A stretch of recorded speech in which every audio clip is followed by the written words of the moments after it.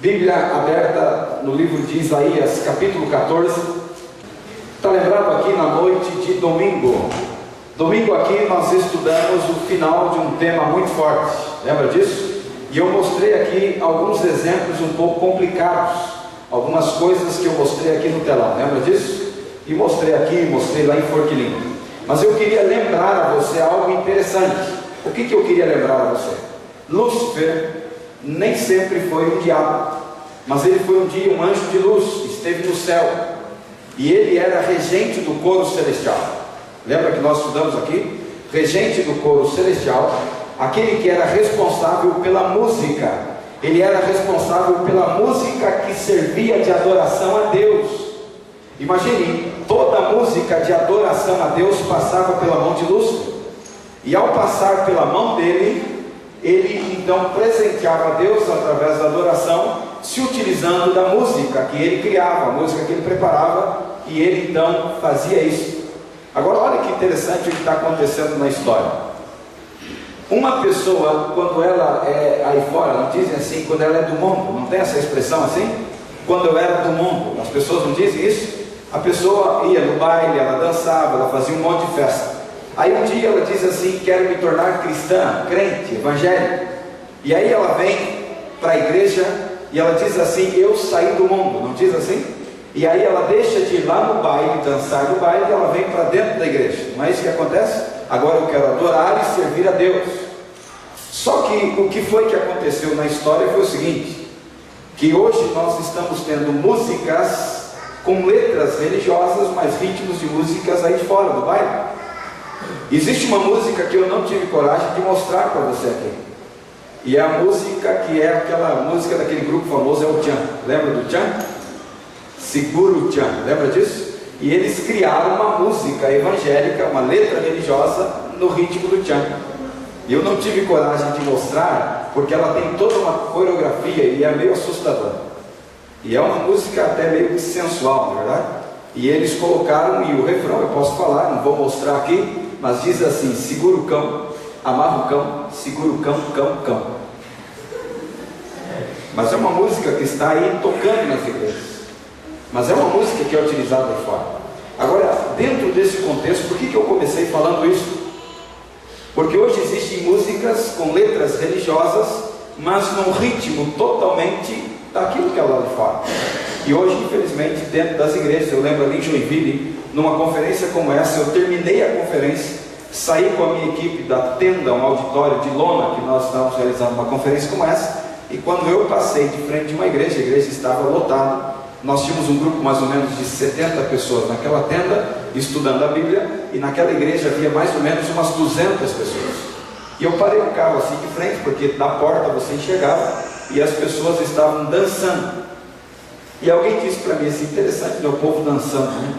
E aí eu disse assim: interessante não é isso. Interessante é a diferença de quantidade de pessoas. Lá 70, aqui perto de 200. Interessante que o povo geralmente não quer o principal, que é estudar a Bíblia.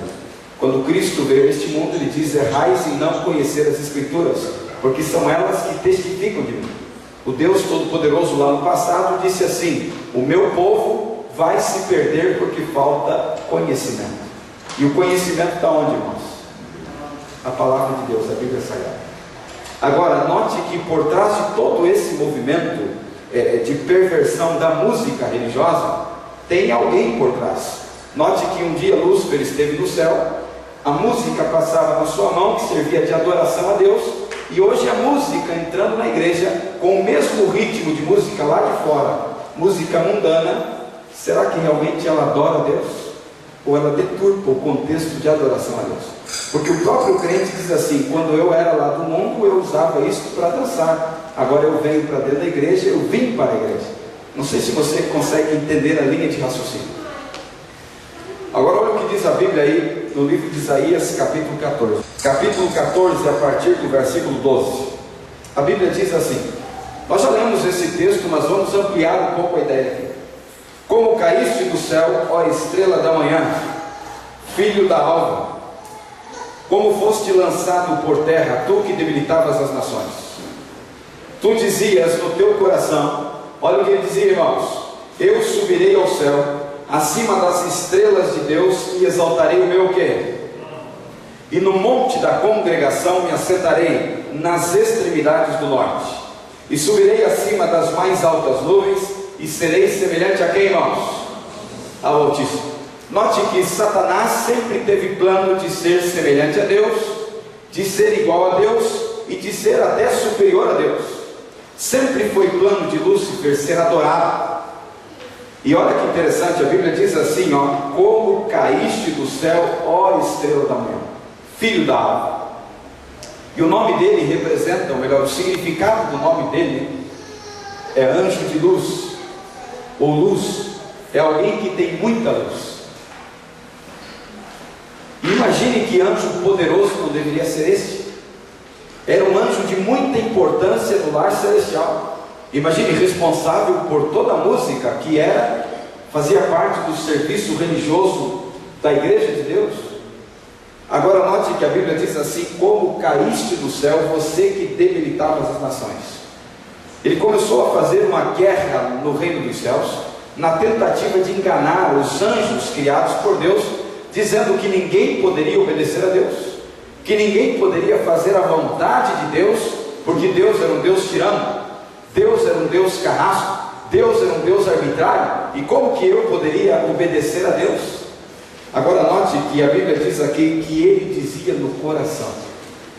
Dizer no coração é algo assim interessante, né? Existe um texto na Bíblia que diz assim: assim como imagina na sua mente, assim é. Existe um outro texto que diz assim, que a palavra ainda não chegou na língua e Deus já sabe. E tem um outro texto na Bíblia que diz assim, que aquilo que sai pela nossa boca tem uma origem onde, irmãos? No coração. Ele acaba passando pelo coração. Agora note que a Bíblia diz aqui: tu dizias no teu coração, subirei acima das estrelas de Deus. Estrelas em profecia significa o quê? Mensageiros, anjos ou pregadores do Evangelho.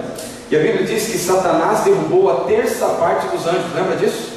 Agora note que diz assim, que ele queria subir acima das estrelas de Deus, e ele queria subir lá em cima e colocar um trono, e ele queria ser semelhante ao Altíssimo.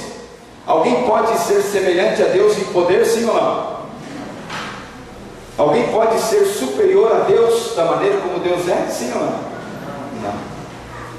Agora note que Satanás queria ser semelhante a Deus. Fazendo isso, para você ter uma ideia, sempre foi plano de Lúcifer que ele fosse adorado. Ele queria que os anjos prestassem reverência, ele queria que os anjos o adorassem.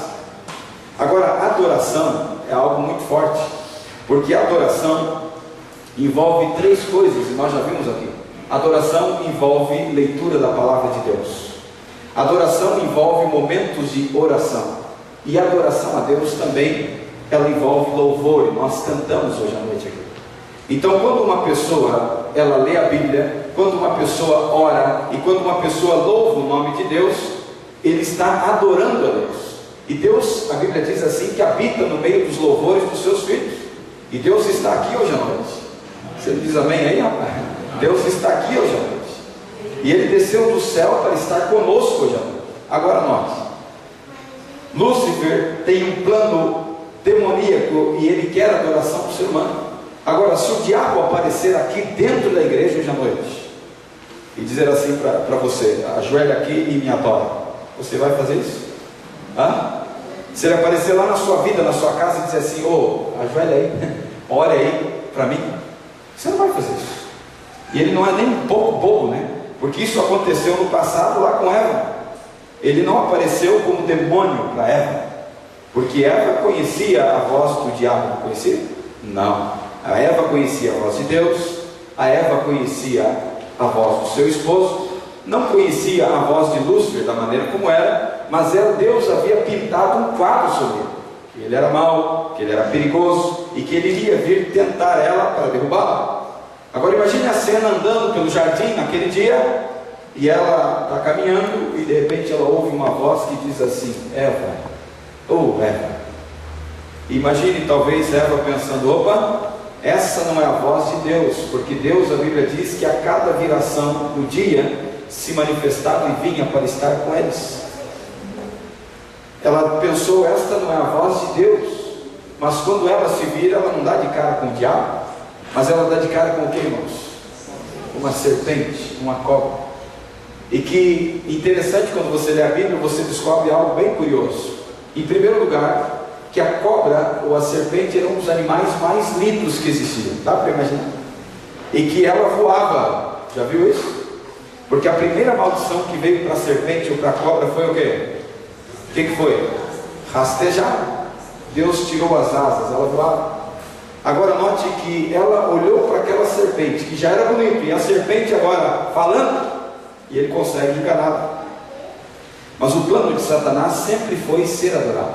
Agora ele não pode ser adorado e um fiel, ele dobrar o joelho e adorar ele diretamente, tirando a igreja satanista, a igreja de Satanás que existe no Brasil e no mundo. Mas ele poderia fazer de alguma forma com que eu pudesse adorar, acreditando que eu estou adorando a Deus, mas por tabela eu estou adorando Ele. Consegue entender isso? E hoje nós vamos estudar um tema muito interessante. Começamos a estudar. Nós vimos aqui já que existem 5 pilares principais da fé cristã. Lembra disso? Vamos relembrar. A primeira coluna da verdade é Deus. Segunda coluna, Jesus. Terceira coluna, o Espírito Santo. A quarta coluna, a Bíblia. E a quinta coluna, os 10 mandamentos. Hoje nós vamos estudar a primeira e a segunda coluna jogadas por terra. Como foi que Satanás tirou esta verdade do coração do povo?